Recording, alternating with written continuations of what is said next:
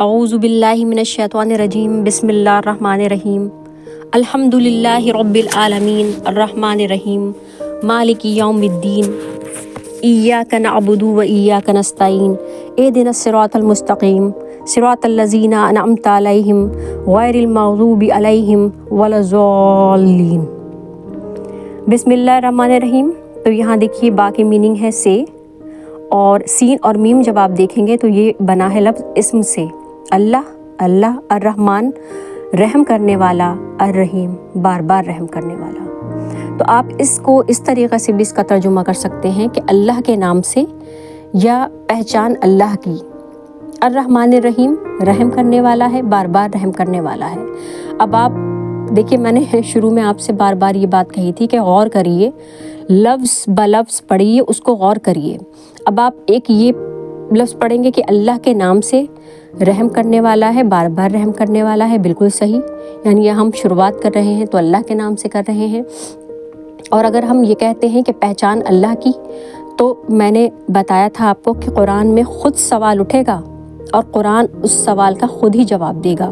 اب آپ نے ان الفاظ میں پڑھا کہ اللہ کی پہچان، آگے اللہ نے اس کا جواب خود دے دیا کہ اللہ کی پہچان جاننا چاہتے ہو؟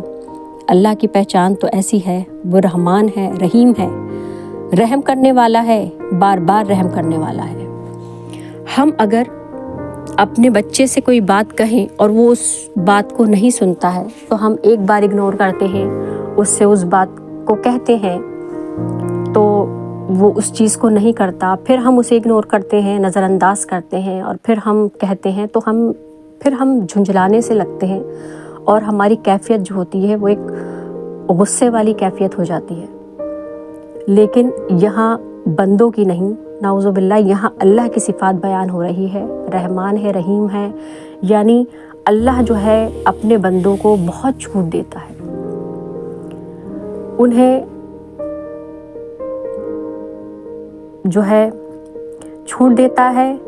اور اب دیکھیے اس کی مثال میں آپ کو اس طریقے سے سمجھاؤں کہ جب آپ فجر کی نماز کے لیے اٹھتے ہیں اور اگر آپ کی نماز چھوٹ جاتی ہے تو آپ مجھے بتائیں کہ کیا کبھی آپ کے ساتھ ایسا ہوا ہے کہ آپ کو اس نے صبح کا ناشتہ بند کر دیا ہو آپ کا، کہ اس بندے نے تو فجر کی نماز پڑھی نہیں ہے اور آج اسے ناشتہ نہیں ملے گا۔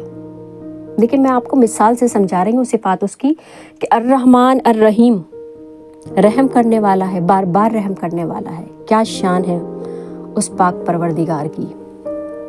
تو میں نے یہاں پھر میں یہ بات کہوں گی کہ قرآن میں سوال اٹھیں گے اور آگے ہی آپ کو اس کا جواب مل جائے گا کہ بسم اللہ الرحمن الرحیم، اللہ کی پہچان کیا ہے؟ وہ رحمان ہے، وہ رحیم ہے، اور اللہ کے نام سے شروع کرتی ہوں میں۔ کیونکہ وہ رحمان ہے، وہ رحیم ہے۔ تو دیکھیے کہ اور قرآن کی جو اس سے پہلے جو میں نے آپ کو بتایا تھا قرآن کے بارے میں، تو ایک چیز مجھ سے رہ گئی تھی کہ جو قرآن جو ہے، قرآن کو اللہ تعالیٰ نے فرقان بھی کہا ہے۔ فرقان یعنی حق اور باطل دونوں کو الگ کر دیا۔ فرقان کی میننگ ہوتے ہیں الگ الگ کرنا، یعنی وہ چیز ہمیں بہت آسانی سے پتہ چل جاتا ہے کہ یہ جو ہے وہ باطل ہے اور یہ جو ہے حق ہے۔ تو قرآن جو ہے اس کو فرقان بھی کہا ہے کہ وہ ہمیں سمجھا دے گی، یہ کتاب ہمیں بتا دے گی کہ حق کیا ہے اور باطل کیا ہے۔ اب اس کی مثال میں آپ کو اس طریقے سے سمجھاؤں گی کہ اور ایک جگہ جو بدر کا میدان ہے، وہاں بھی جسے قرآن نے یوم الفرقان کہا ہے، تو اس دن بھی حق اور باطل الگ الگ ہوئے تھے، اس لیے اس جگہ بھی اللہ تعالیٰ نے جنگ بدر کو ایک جگہ الفاظ جو بیان کیے ہیں یوم الفرقان کے سے، اس کا ذکر جو ہے یوم الفرقان کے سے کیا ہے اللہ تعالیٰ نے۔ دیکھیے جنگ بدر سے پہلے نبی دعا کرتے ہیں، کیا دعا کرتے ہیں غور سے سنیے اس دعا کو کہ اے اللہ، ایمان والے جو ہیں 313 ہیں اور دشمنوں کی تعداد کثیر ہے، زیادہ ہے۔ دعا کیا ہے اللہ کے رسول کی؟ وہ دعا یہ کرتے ہیں کہ یہ اللہ، یہ ایک چھوٹی سی جماعت ہے، ایک بہت چھوٹی سی جماعت ہے۔ اے اللہ، میں نے 13 سال میں یہ اتنی سی جماعت تیار کی ہے، اور اس زمین پر اس وقت تیرا نام لینے والے صرف یہی چند ایمان والے ہیں، اور اگر یہ آج یہاں میدان جنگ میں ختم ہو گئے اور کوئی نہ رہا تو پھر قیامت تک تیرا نام لینے والا کوئی نہیں ہوگا، کیونکہ میں آخری نبی ہوں۔ یہ تیرا معاملہ ہے، تو سنبھال اور میں چلا۔ جنگ بدر سے کچھ وقت پہلے جب آپ جنگ میں شریک ہونے جاتے ہیں تو آپ اپنے اللہ سے یہ دعا کرتے ہیں اور پھر آپ فوج کو حکم دینے چلے جاتے ہیں۔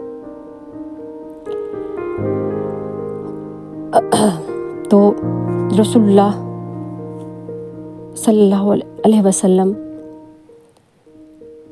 جو ہیں یہ کہتے ہیں کہ میرا تو کوئی ذاتی معاملہ نہیں ہے۔ اللہ سے کہتے ہیں کہ معاملہ تو تیرا ہے۔ پھر اللہ نے کہا میں نے سن لیا میں نے، لیکن ثابت قدم رہنا۔ اور ایک لفظ اور کیا؟ ذکر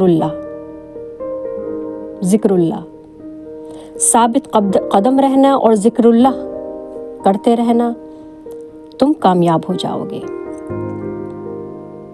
تو کیا ہے فرقان؟ میں نے یہ واقعہ آپ کو اس لیے، رسول اللہ صلی اللہ علیہ وسلم کی دعا میں نے آپ کو اس لیے بتائی کہ مجھے آپ کو فرقان کے میننگ سمجھانا تھے۔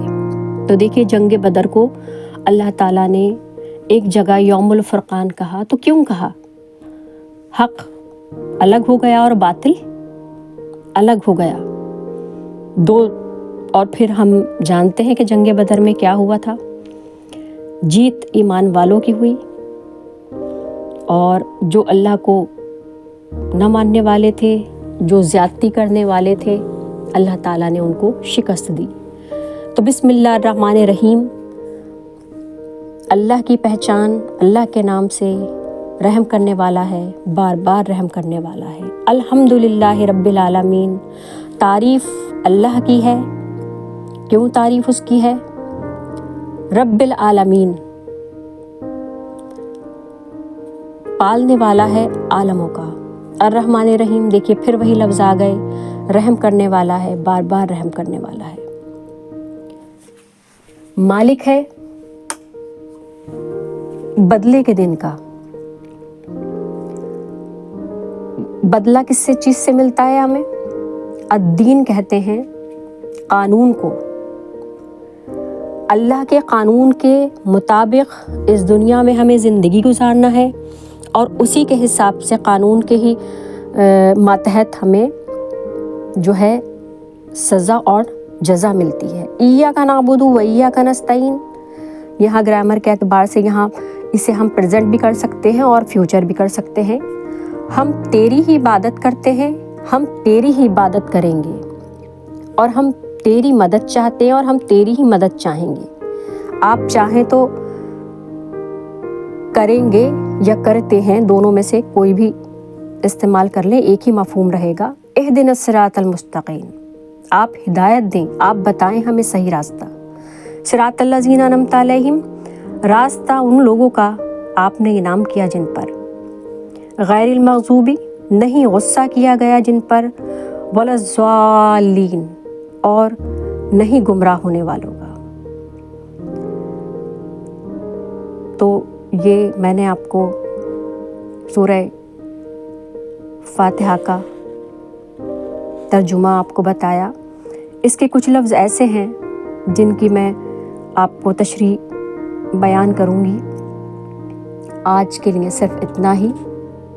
آپ پھر انہی آیتوں میں غور کریں۔ اگر آپ کے ذہن میں کوئی بھی سوال اٹھتا ہے تو آپ سوال کریں، انشاءاللہ میں قرآن سے ہی اس کا آپ کو جواب دوں گی۔ اللہ حافظ.